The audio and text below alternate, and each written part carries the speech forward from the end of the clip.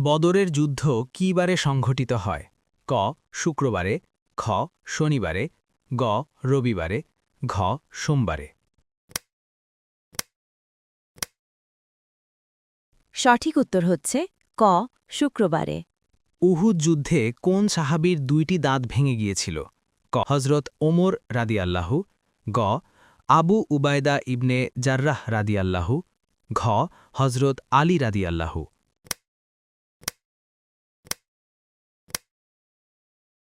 সঠিক উত্তর হচ্ছে গ আবু উবায়দা ইবনে জার্রাহ রাদিয়াল্লাহু। কাজী নজরুল ইসলামের বিদ্রোহী কবিতা কত সালে পত্রিকায় প্রকাশিত হয়? ক ১৯১৯ সালে, খ ১৯২০ সালে, গ ১৯২১ সালে, ঘ ১৯২২ সালে।